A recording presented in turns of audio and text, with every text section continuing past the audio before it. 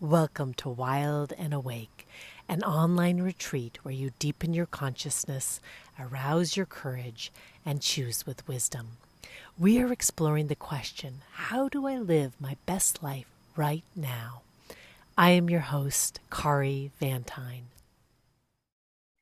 Hello, everyone. Welcome to Wild and Awake. Today we have with us Nura Rochelle. Nura, welcome. Thank you so much for having me, Kari. I'm delighted to have you with us today. Nura is an intuitive astrologer who draws from many ways of knowing and relating with the celestial cycles.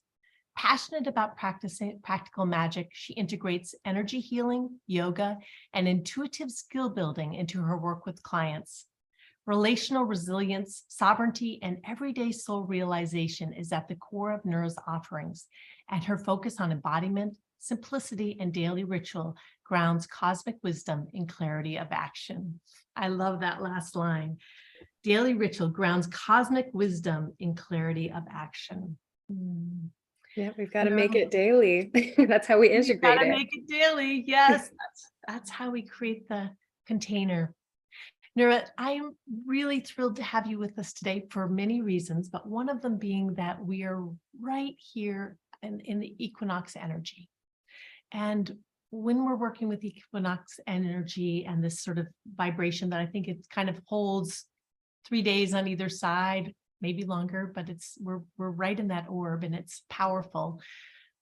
I'd love for us to just set the stage for this conversation today around what's important about the equinox. Why would this matter to people, and how, what we're going to be talking about today actually really ties into being grounded in this energy. What is it about the equinox? Yeah, gladly. So there is a whole school of thought that the equinox is actually the start of the new year. So I very much like to play in that space and see, okay, what is being restarted or initiated in my life at this time. There's a lot of energy around new beginnings, pioneering, really reconnecting with our instincts, our joy of life, and what's really coming to us, almost being downloaded direct from source. It's this creative spark it's so free. This is a time of connecting with freedom and who we really are and what are our new creative beginnings. So these are really special demarcation points, any equinox, because it's like we're coming into balance with ourselves.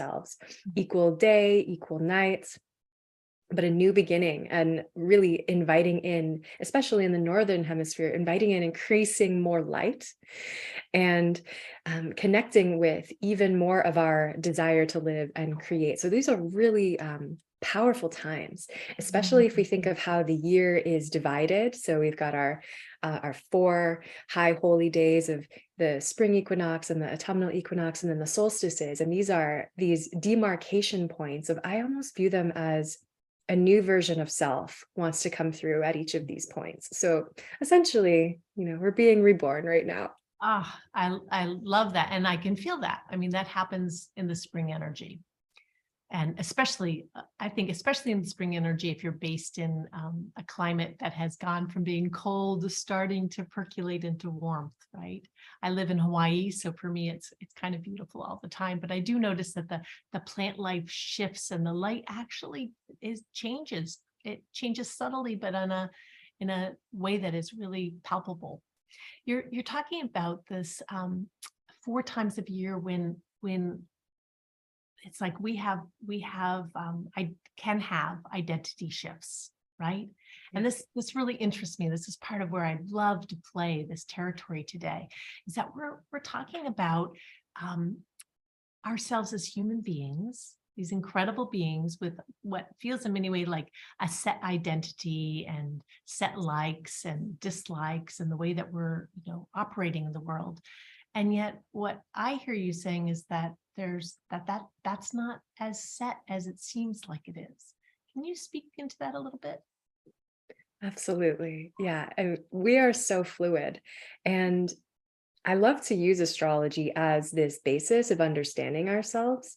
But even with the archetypes that we get to know, these different parts of our chart that we maybe have an identification with, like, oh, this is my sun sign, and this is, my purpose, or this is my Venus, this is like how I express and magnetize, or this is my moon, this is how I feel. But that will have such a different resonance depending on where we are in our overall life cycle. And there's always two things. I talk about this a lot. There's us and who we are, and then there's how we're relating with what is. And there's always that cross connection, that synthesis. So we become different as we go through time and different, time and space, and connect with the different energies. So we are always evolving.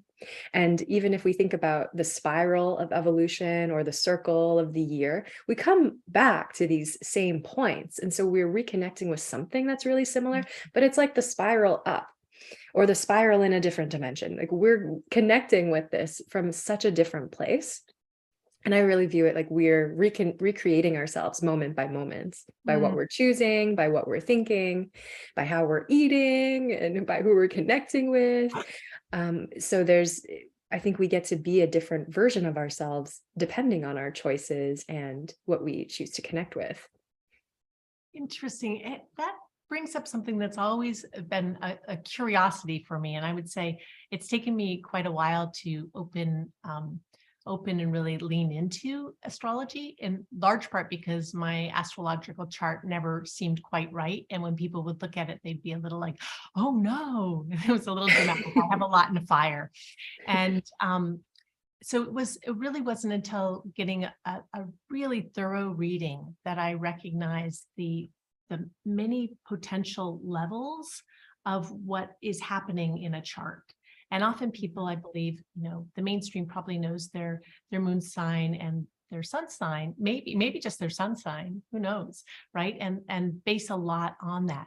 Can you say a little bit about the just briefly, because I think some people here are going to know a lot about astrology, and some people are, for them, it might be something they're looking at, trying to understand how it has context for them. What is why would someone like myself have a chart that is like, it has all these extremes in it, and so the reading is not as simple, and it's important to go deeper. And I'm not trying to make this about myself, but I'm sure there's others out there who are like, my sign doesn't really fit with me. Absolutely. I think that's a great question. I've heard it so often, and I feel like that's usually what's going on with a lot of the readings that I'm doing. It's like uncovering the nuance. Really, we are not defined by the archetypes. Like we are the ones informing them. So I really view it as that's the energy that we've been given to play with, and then we get to take it somewhere. And it becomes really interesting because there are definitely sort of these overlays, these archetypal overlays. Like we could talk about Aries and the warrior, the warrioress, the pioneer. Like we can understand in the realm of archetype, but what type of pioneer you are, or what type of warrior you are, you might be a fiery warrior, you might be very passionate, or it might express very internally. Like they're not going to look the same on the outside. They're not even going to feel the same. One can be really soft, one can be really explosive. So I think it's how we're using it. And that's usually where the nuance gets a little bit lost if we're just kind of coming at it from this broad overview. Right. Like the Cliff Note version. Yeah. Today you're going to have a great day, or watch out for speaking too much, or whatever the daily horoscopes say. Right. Thank you. And I'm also aware that there are a lot of other pieces that are affecting in our charts, and it can be our moon sign, or it can be what's happening in the time of the year. And we're in a time of year right now with where Venus is, and I know she's going to be shifting a little later on in the summer, but can you speak about where we are in terms of that particular influence? Absolutely. I love Venus. So Venus right now, she's in her Capricorn cycle. So it's a 19-month cycle with Capricorn as the overtone or the overlay of the energy. So Venus being what we magnetize and also our creative signature. And this is both individually, but also how we're relating with sort of what I call the collective creative field right now is really infused with Capricorn energy. So Capricorn being about our foundations, our structures, taking inventory for everything in our lives and what is useful, what is not useful. There's quite a bit of discernment that comes in with Capricorn. There's also, if we think about structure and Capricorn ruling the skeleton, this is usually a big time in our creative journeys to be thinking about the skeleton of what we're creating and filling it in later. Yes. So even thinking about it that way, it kind of takes, the pressure off of like, oh, I don't know this piece. Well, that's okay, because that piece comes later. Like right now, this is the piece that we're working on. So the structure, there's also a lot of influence of reconnecting with our ancestors. This has been really huge and really amplified, like where Venus is traveling in her cycle. She tends to amplify and magnetize more of that. So I know a lot of people have been tuning in more with their ancestors, with their lineage, reclaiming their gifts, lost traditions, ancient cultures, ancient history, all of these things, what's buried in the earth, because Capricorn's an earth sign. So it's really cool.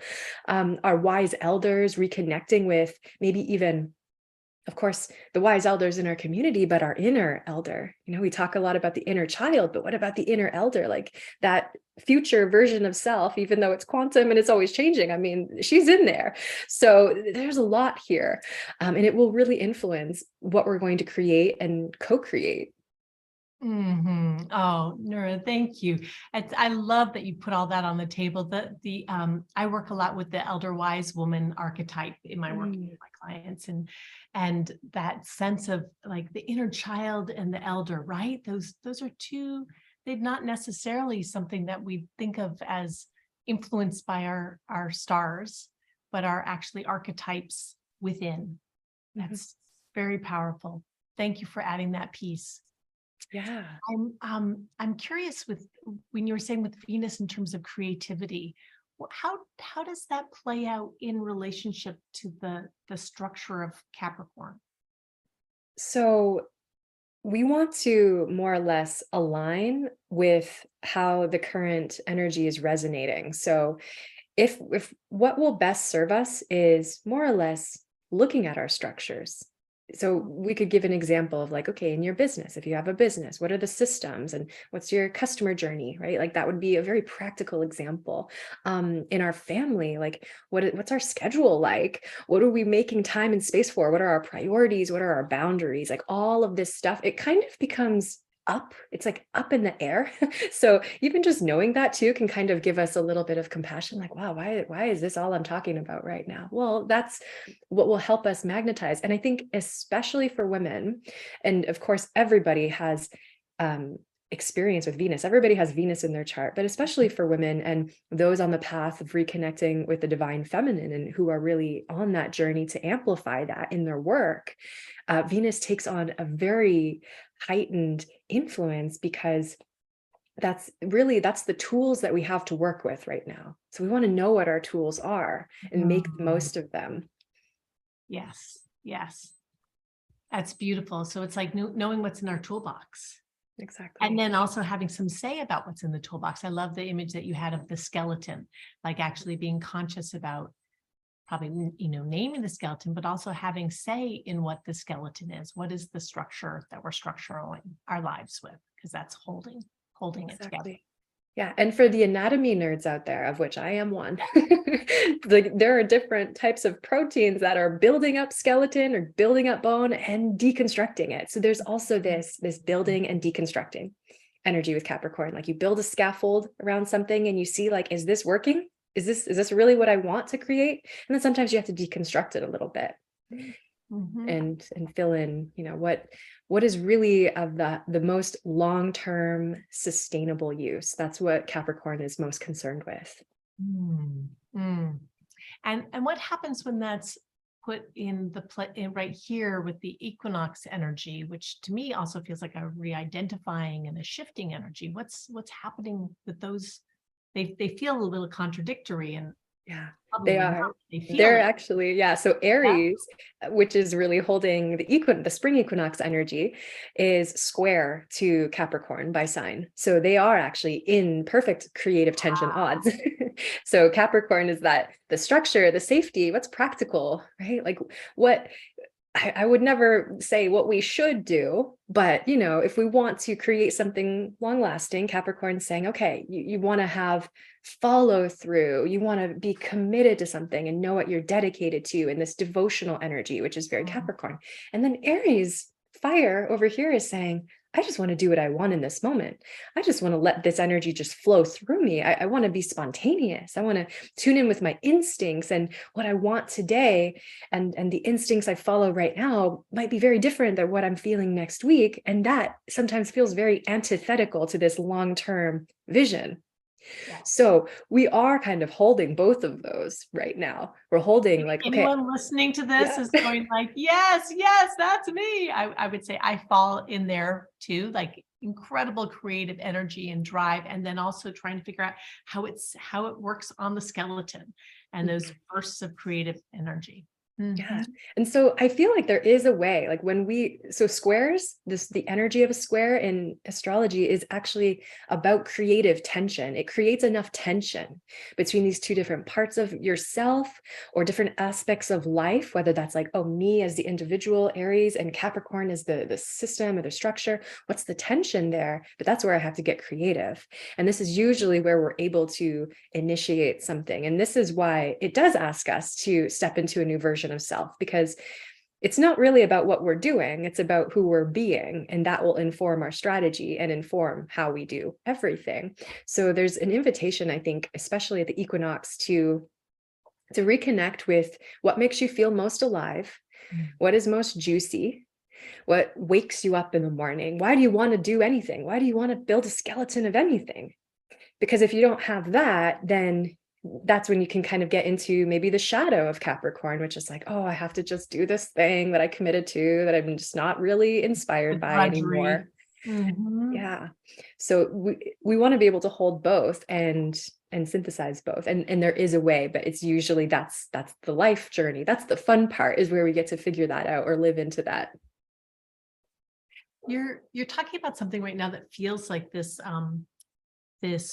like on one hand there would be like fate, and the other hand, fate, destiny, and free will. How do you play with that or map that out? How does that make sense to you within using astrology? Because to me it feels like astrology is saying this is the way things are. If you really learn about it, then you could tell a lot of information from it. What I hear you saying is something a little different than that. Yeah, so I love this question. I think it's the ultimate question you have to be willing to engage with if you play with astrology. So I do view that there is a structure, and it is not meant to be inherently limiting, but it's to support us to be here. Kind of like Saturn function. Like we have to be rooted and grounded in what is actually around us. So if we look at our charts, like who are we? What are the very practical, specific tools that I've been given? What is my genetic makeup? Who is my family? Like all these very practical things of our lives that we can't really change those things. We can change who we are in relation to those things, but we can't change those things themselves. And I find that any kind of change work, which is, I'm very passionate about that, from the space of empowerment, it begins with acceptance. It begins with accepting what is. So that's how I view the astrology with it too. It's like I'm accepting that this is the cycle that we're in. I mean, if we kind of zoom out into some bigger cycles, we're in a very huge transformational, transitional cycle right now.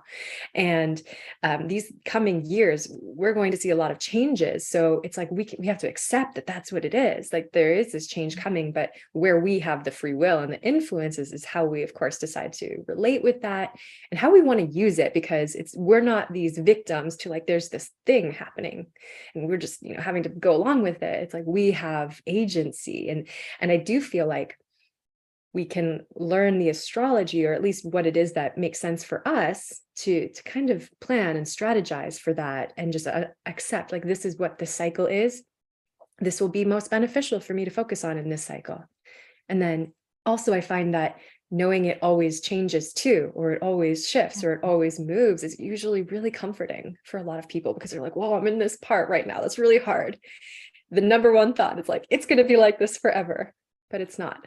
So that I find is usually really helpful as well. And I think as humans, I don't remember who said this, like the six basic needs of humans. Maybe it was Tony Robbins, but something along the lines was one of the basic needs was certainty, and At least another of the basic needs was both of them. uncertainty. Yes, yeah, absolutely. Yeah, and Yeah, so Tony it feels Robbins, like, this yeah, we heart can have both. training model. Yeah, the certainty and uncertainty and the sense of well, and some of us need both of those, right? Yeah. Yeah.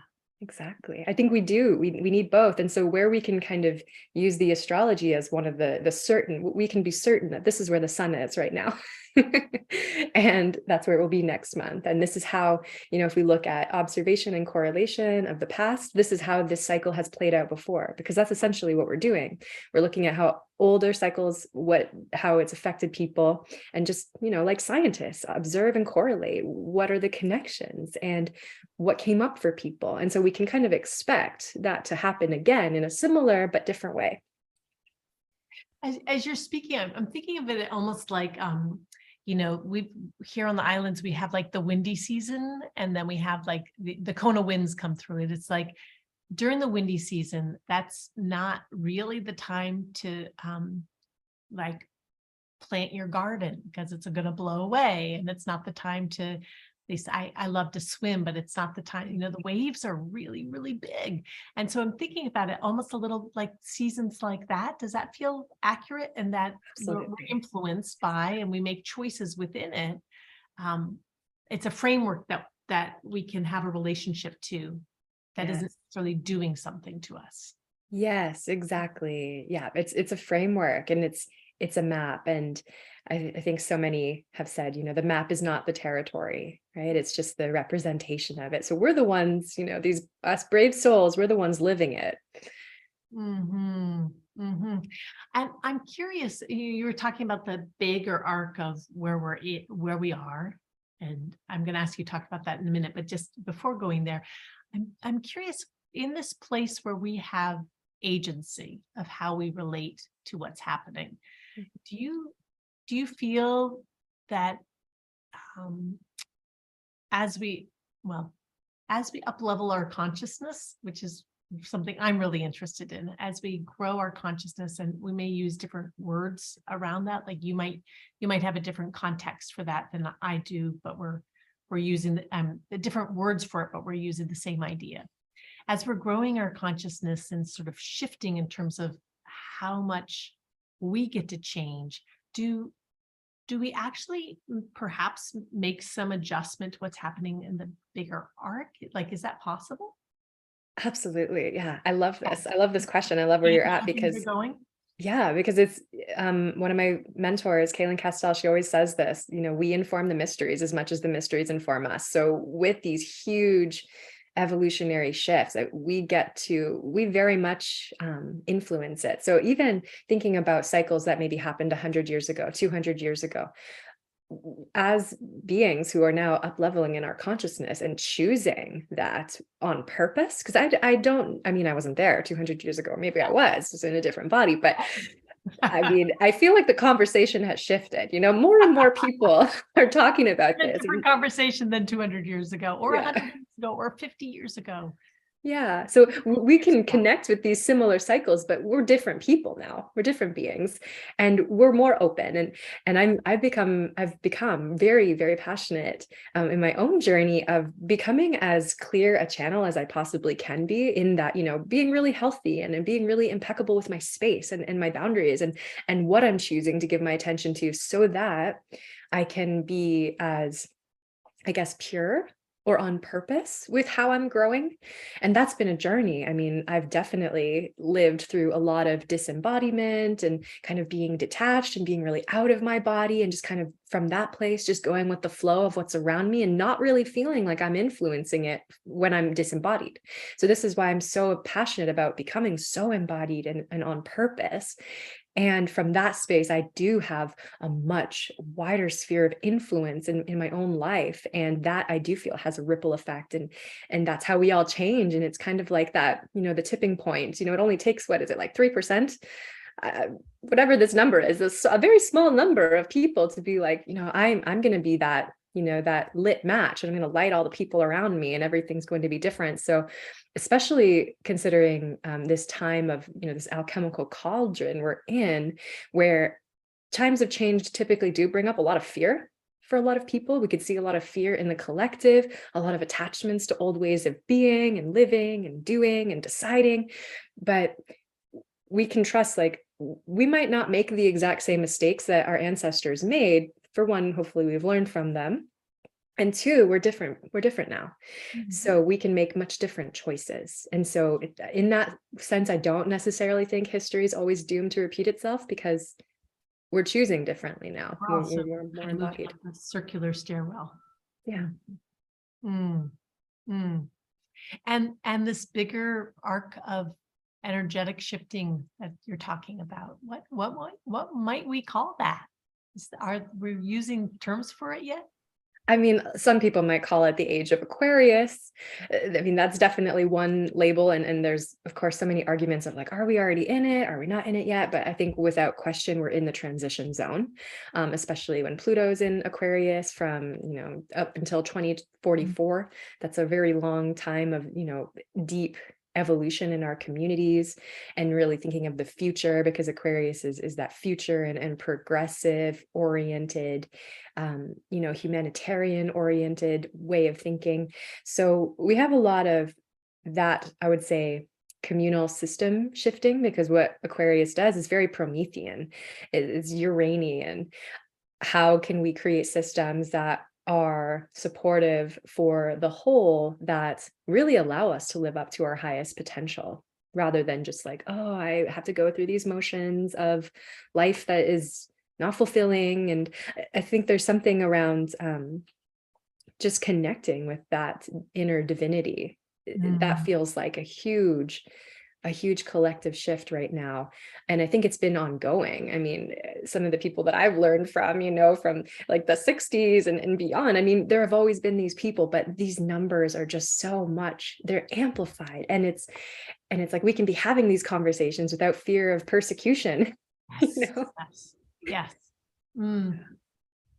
Yeah, you're touching a piece that is really hot for me in my work, and I call it the witch wound, which is, wasn't that long ago where it wouldn't have been safe to have these conversations that are really right on the edge of, you use the term in your bio of being practical magic, and this place of where ordinary women, or seemingly ordinary women like yourself and myself, have stewed ourselves in, learning about the mysteries and curiosity about how it is that we're wired and how to grow our consciousness. And I know that there's a lot of people listening in right now that are saying, and me too, right? And we're also at this time, and I just got goosebumps. We're at a time, and I don't know where it falls astrologically, but I will say, like, I would think evolutionarily, where it's actually the most safe it's been for women in a really, really long time. There's probably time, in the BC when we would have been honored and we would have just been part of the tribe, giving the information. We would have seen as wise women, but there was a long period where we were seen as dangerous. And now we're coming back into having voice that is safe. And I feel like that's part of what you're touching there right now. It's like we're actually at an arc in our evolution, and then we're at a time in astrologically where it's really welcoming and holding space for that. Absolutely. Yeah, I think that's everything. That's it.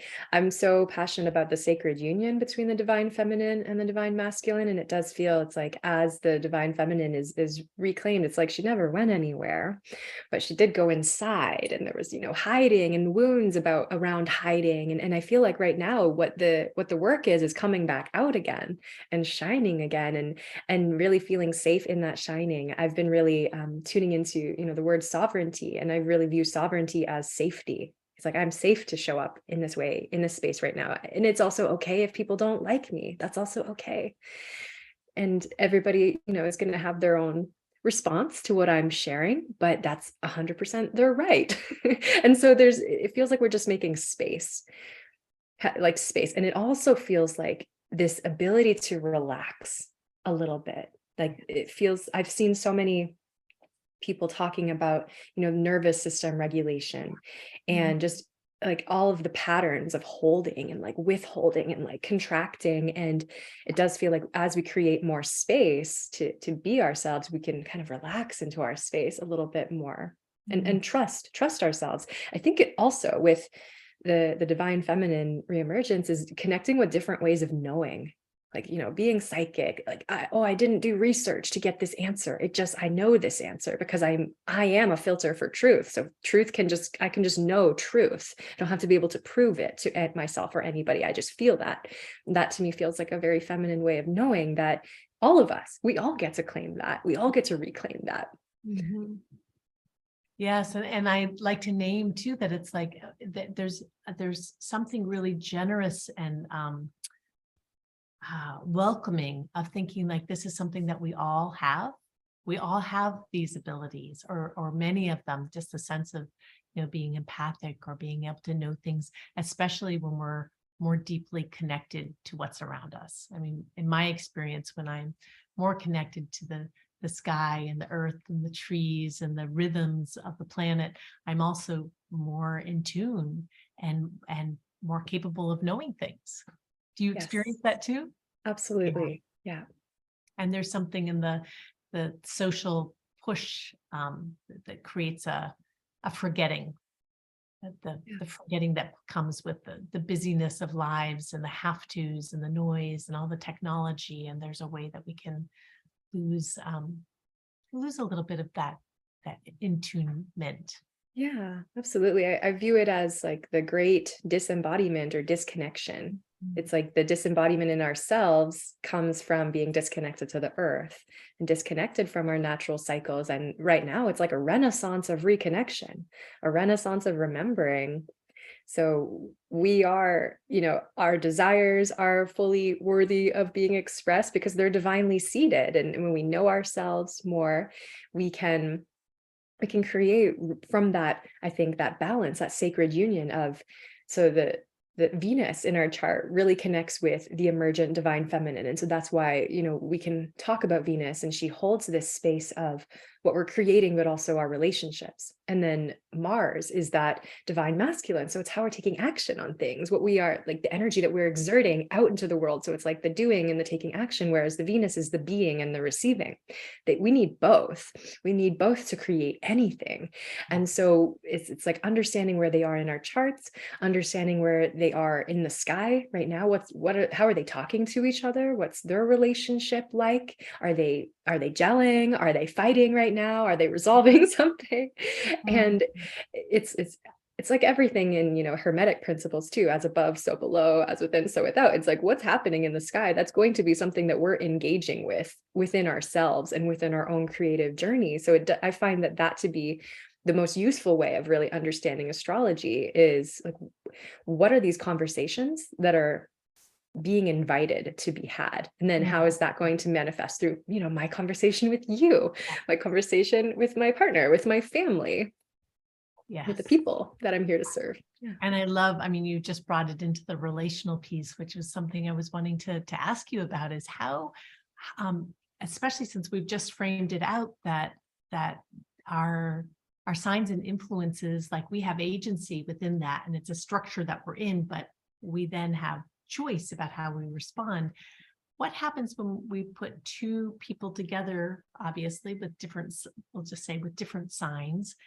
Is there, do you believe that that like we should be matched with somebody with a particular sign that's in alignment with ours? Or how do we then, not to turn this into a matchmaking course, but I'm curious about, because so often it's like, oh, your sister is this sign, so that's why you don't get along, or your mother is this and that became this, or your lover is this and that's why this. Mhm. How do you stand in that place when people are navigating that territory? Yeah, so I think that we can find a lot in our charts around our essential relationship needs. And so Mhm. basically, this is not the thing that most people are talking about. A lot of times I hear people, using sun signs to discuss compatibility. Yeah. But that's just one part. Right, That's, that's what I and that's hear a lot and see a lot of the, if you look in the right. newspaper, it's like, Yeah. oh. Yeah, exactly. And if we wanted to really use the chart to understand compatibility, we would want to know where Venus is, because that's our receptive energy. That's like that one side of the polarity. We want to know where Mars is. That's that active side of the polarity. And what tends to happen, I mean, I won't go too deep into this, but so say if you're a woman or you identify with the yin energy as your identity, you tend to attract the yang, you tend to attract the Mars, or project your natal Mars onto somebody else. So that'll be what you really want to pull in, and you embody one of them, and then vice versa. So we tend to embody one more than the other, depending on where we sit within ourselves. And usually that's where the compatibility stuff comes in, because the people that we will be attracted to are going to help us play out that relationship of Mars Venus. And then there's the rest of the chart too. So it gets complex and very nuanced, but I find that the benefit of using astrology is to understand that for ourselves. So what are the archetypes that I'm likely to project onto other people, and or want them to bring them into my life? Is it possible that maybe I can be both of those things and then still have relationship without that, codependency, or, needing somebody else to represent something for me? Because maybe I'm capable of representing that for myself. So it's all having this conversation of understanding our needs. And then I know there's so many funny memes out there. It's like, your girl is only interested in you if she asks you your birth time, she wants to make your chart. It's like checking in on, where's the Mars and Venus, or, all these other parts. Yeah. That's great. And I think within that context, we have also that piece that you touched on earlier, that if we know what's influencing us, or we know where we might have weakness or strength, we can also, like, we have the agency, the free will to shift and change and grow, such that we can be choosing somebody then who might we might have a different kind of relationship with. And I've heard you say something along the lines of, like, relationships are one of the best places for growing or shifting within our astrology. Can you play with that a little? What do you mean by that? Yeah, I view mastering relationships as like the PhD of being a human. I think that's what we're here for, all of us. We all have our, nuanced expressions of that and where it's going to come through. But I mean, everything is relationship. And if we can understand that, that primal relationship within ourselves of these, these poles of the masculine, feminine, then, well, we can do the healing, we can do the work on ourselves from, that loving self-awareness space. And I think it gives us also a great appreciation for just how different every other is too. Like, so I'm sure a lot of everybody watching can relate with this, but, thinking back to your earlier relationships, even if you, say dated a lot of people and you're like, wow, they're all different, but there's something that's the same that's coming up for me in all of these different relationships. So that's how I know it's mine. That's how I know it's my thing, that I'm healing, clearing, evolving. I'm evolving that thing. So I feel like it makes us more responsible with our own energy and our creative journey, because when we understand that about ourselves and how we relate, that is going to influence how we show up in our careers, how we show up in our families, in how we connect with ourselves, and then also how we connect with the divine and with life itself. It feels like it creates more space for the wholeness, rather than feeling like maybe that we're incomplete in some way. It's like we already have it all within us, but we require these other people around us to kind of show us. I view it's like we all have the puzzle piece, but we have to be kind of responsible for our own puzzle piece too. And that puzzle piece evolves as we, learn and grow. So it's really fascinating. You can go in a lot of directions with this. Regarding compatibility as a general topic, I think everybody's compatible with everybody. I know that's kind of, an answer that people would be like, no, that I don't think so. But, it's like love language. We can all learn a different love language. And we can all learn to be compatible. Yeah. And I mean, it just comes down to choice. Like, maybe if you're choosing something that's very difficult over and over again, like asking why, like, what is it that I'm trying to heal or grow and evolve through choosing these difficult relationships? What am I showing about myself? Do I need to keep doing that? Is it serving me, or is there a more easeful, graceful way? Sometimes I think some of us incarnate with a mission, like they, Mhm. really came to do a lot of deep ancestral healing and clearing. And it's almost like we need those other relationships to show us what we can't see about ourselves up to a certain point. And they're like, okay, I can make a new choice now. Thank you for being an amazing teacher. Right. So Mhm. I think it all just depends. But yeah, ultimately we can become, compatible with everybody. I mean, but that's the heaven expression. That's Right. the utopia. We never stop shooting for it. Does that also mean that if you really, really do your work, that you yourself might not exhibit any particular astrological poles? That's actually the goal of so many who really take astrology as like a spiritual journey, is Mm. inevitably to transcend it, to completely transcend the chart, to completely transcend the attachments to like a certain, projection or personality or archetype, but to be able to kind of come, another way to say that is getting off the wheel of karma, because the chart is showing us our karma, but it's essentially just our thoughts, our mind, the choices that we just keep making. And did we learn from that last time that we made that choice? So I do feel like that's the end goal. And we might find there's certain areas of our life where we are able to kind of transcend that, and we're still working on it over here. But like at least in this place, I'm feeling that freedom, and that tends to be a little bit of a different experience for everybody, but yeah, totally possible to get off that wheel. Mm. I love how you're describing that right now, Nura. And I hadn't actually thought of the wheel of, karma as actually being connected to astrology as in something that we might be transcending. And underneath that, for those of us in sort of day-to-day life, like just knowing, it gives us another map for knowing where it is that we have strengths, where we have weaknesses, where we can grow, where we have poles or non-poles. It's almost like could be used as a teaching model for personal growth. Is that what I'm hearing? Absolutely. Yeah. Mm. Because I feel that we will get continually pulled into things because there's something there for us. It's like a magnet. I think we're a magnet to healing, and we'll resist that, or we'll jump in full force. And I think this is where having the tools like, emotional processing, or, trauma work, or like all of that, to be able to love what is, to be able to unshame the past pattern, all of this is where I think astrology can be an absolute beautiful doorway into, like, this is where the specific healing can happen. And this is also where this pattern came from.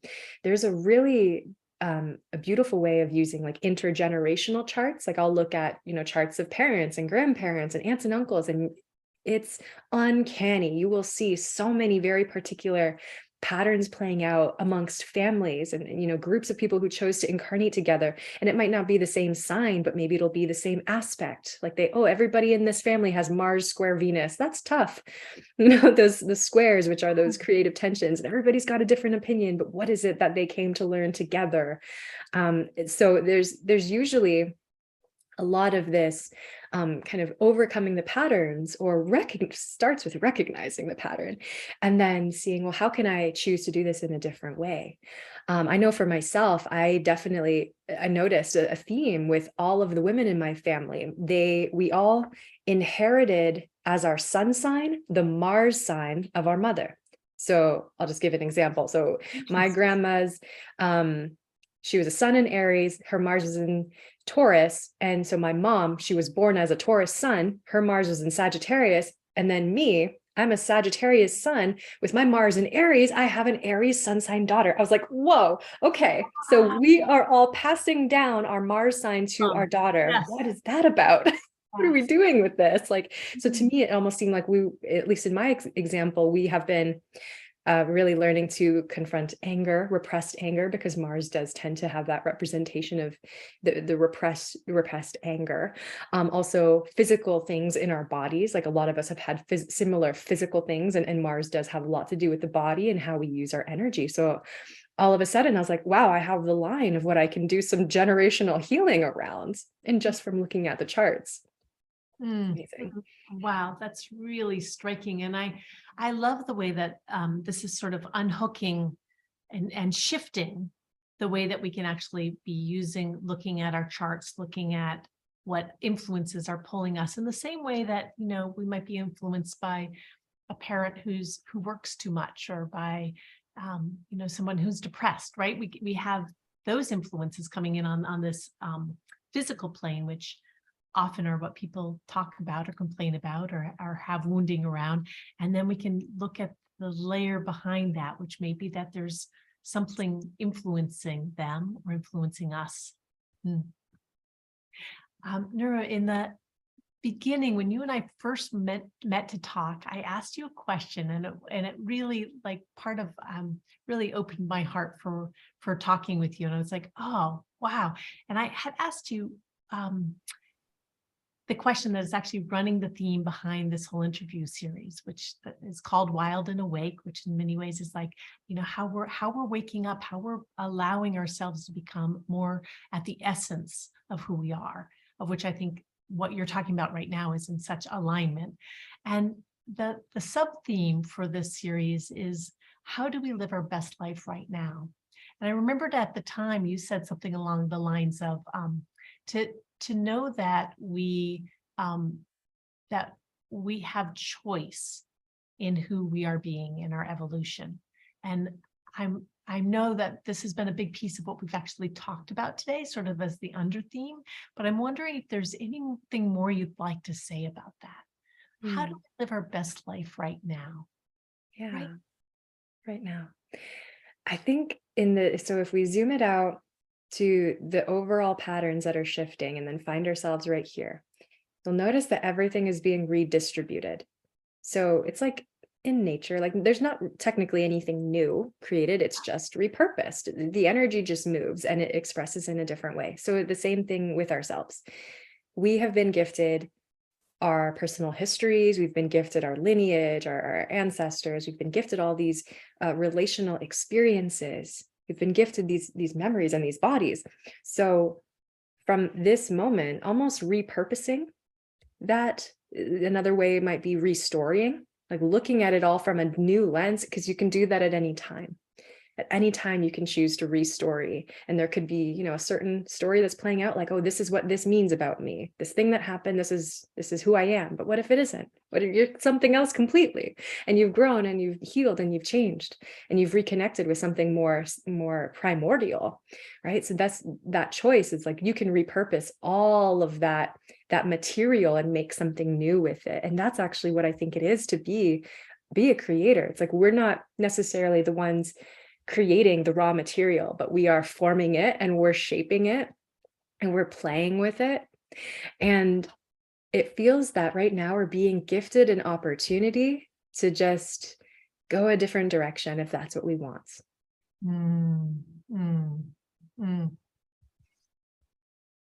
Yeah, just pausing with that. And for those people who are listening, that piece around permission, right?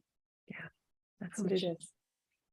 Can we give ourselves the permission to be a new version of ourselves today, tomorrow, and the next day, right? That this is where creativity, the creating, actually gets to play out.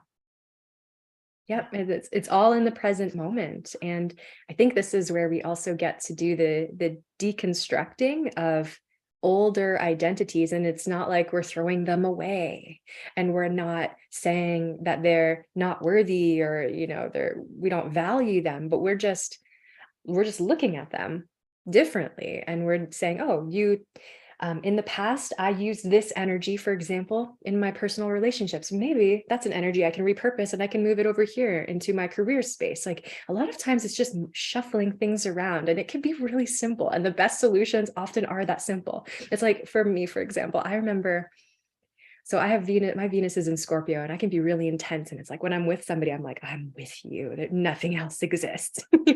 We're here in this moment. It can be really intense. So I used to use that energy only in my personal relationships, to the point where like my boyfriends are like, I don't really need you to be my psychiatrist, my therapist. Like, I just want to hang out, And so for me, I'm like, I have this though. And I used to allow that part of me to get shamed or like put down into the shadow bag because it wasn't being received where I was giving it.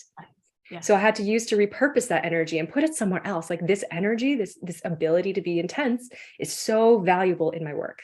It is so valuable working with women who want to go deep into these spaces. It's a very valuable energy, and this is where it really works. So I just had to learn to repurpose it, and it healed so many layers of shame as well, of thinking like, oh, I'm too much or too intense or whatever the story is. So that's just my example. And I feel like I'm always finding more little things like that. Like, oh, this, like I'm a parent. My daughter is 6 years old, and there's a very different version of myself that has to come out when I'm with her, because I'm Yes. teaching her boundaries, and I have to be Saturn a lot of times with her. But I'm noticing as she gets older, certain ways that I had to be Saturn, I'm like, oh, I can actually release that. I can relax that. But that energy is still present. So I can use it somewhere else. Oh, and now I can use that energy to structure something, or, to apply it in my business. So I think a lot of this is also about recycling. Yeah, it's not actually, the transformation isn't necessarily becoming something totally different. It could be taking some aspect and shifting it someplace else, where it goes from being a challenge to being a gift.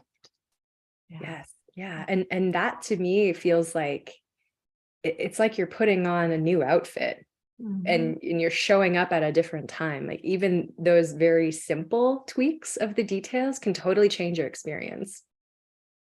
I notice the young culture, your daughter's a little young for this, but the teens through the 20s right now, that the incredible fluidity of identity.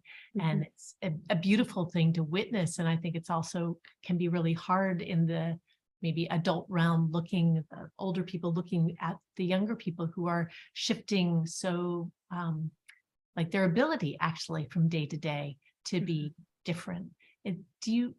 Do you have anything that you see in that as well? Like, do you see a connection to sort of an awareness? Like, are they owning something that we could all learn from? I wonder. I mean, that seems Yeah. practical to me. Yeah, it does. And I think where like the older generations and the younger generations can really learn together and kind of make this whole collective synthesis and up leveling is like the freedom and the fluidity of the youth, combined with the self-awareness and the sovereign choice to be able to take that somewhere. Because when you get that together, now we've got some real creative power, versus like, oh, I'm just changing all the time, I don't know what I'm doing with my energy, versus like, I'm never changing, but I know myself.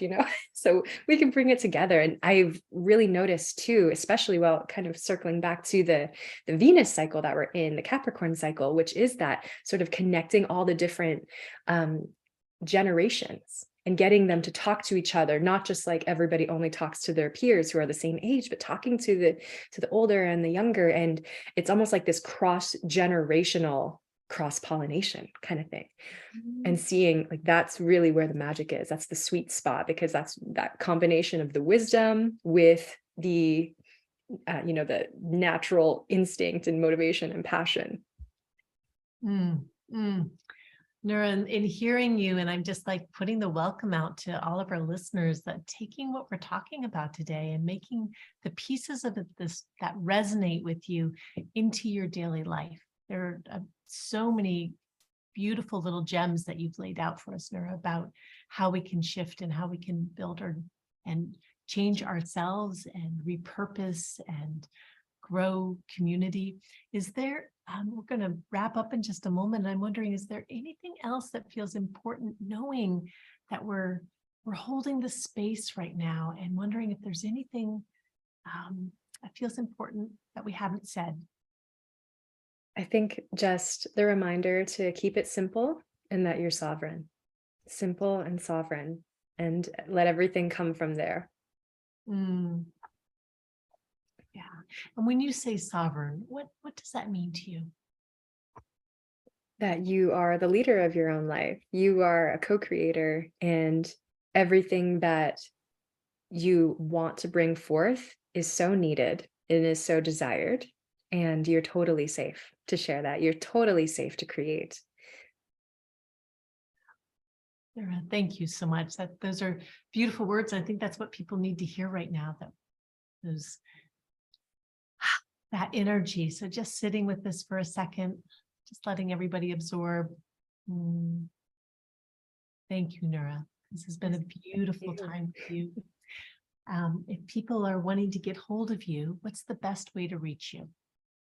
My website at nourarochelle.com is the best place to reach out. And I also have an Instagram, it's at Nora Rochelle, and then a YouTube channel that's Nora Rochelle Astrology. So trying to keep it simple in that way. It's just my name. And you are Arachelle. Yes, thank you.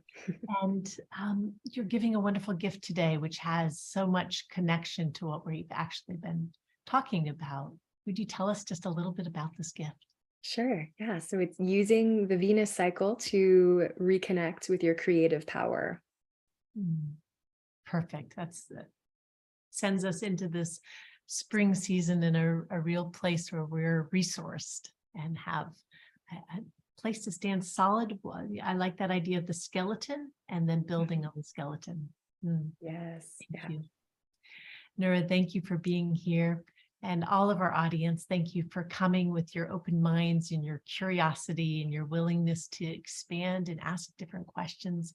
I encourage you to take what you can from today's conversation. Some of it may have stretched your sense of reality. Some of it may have shifted the way you see things. And that's the goal here on Wild and Awake, to allow ourselves to change and shift and grow. So thank you all for being here with us. Aloha. Yes. Thank you. Bye.